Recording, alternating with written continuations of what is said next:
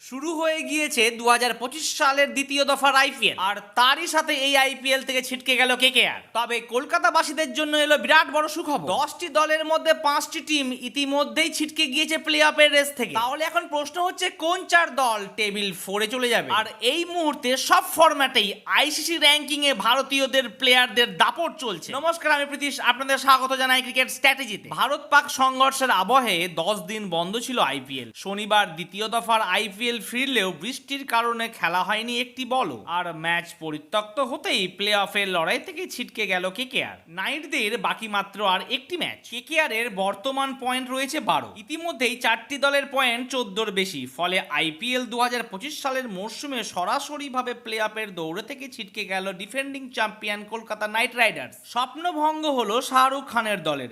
এক মরশুমের আগেই দুর্দান্ত পারফরমেন্স করে খেতাব জিতেছিল কেকেআর।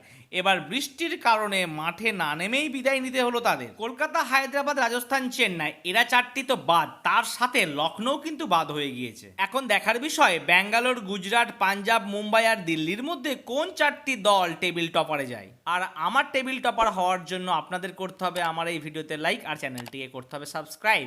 চলতি আইপিএল নিরাপত্তার কারণে ভারত পাক পরিস্থিতির মধ্যে মাঝপথেই স্থগিত করে দিয়েছিলেন কর্মকর্তারা। টুর্নামেন্ট নতুন করে আবার শনিবার থেকে শুরু হয়েছে, কিন্তু নতুন ক্রীড়াসূচিতে প্লে অফের ম্যাচগুলি সহ এই টুর্নামেন্টের ফাইনাল কোথায় অনুষ্ঠিত হবে তা এখনো উল্লেখ করা হয়নি। তবে সূত্র মারফত খবর, ইডেন গার্ডেন্সেই হবে 2025 আইপিএল এর ফাইনাল। আইসিসি রিলিজ করলো সমস্ত ফরম্যাটে ক্রিকেটারদের র্যাঙ্কিং লিস্ট, আর সেখানেই বাজিমাত ভারতে। Shubman Gill number 1 ODI batter হিসেবে, আর টেস্টের 1 নম্বর বোলার হিসেবে অবশ্যই জাসপ্রীত বুমরা, আর টেস্টের 1 নম্বর অলরাউন্ডার কে জানেন? রবীন্দ্র জাদেজা। মুম্বাই ইন্ডিয়ান্সের ক্যাপ্টেন হার্দিক পান্ডিয়া তিনি হয়েছেন নাম্বার 1 টি-20 অ্যাজ এ অলরাউন্ডার হিসেবে। তবে আমাকে ঝটপট জানিয়ে দিন 2025 আইপিএলটি খেলবে কোন 2 দল?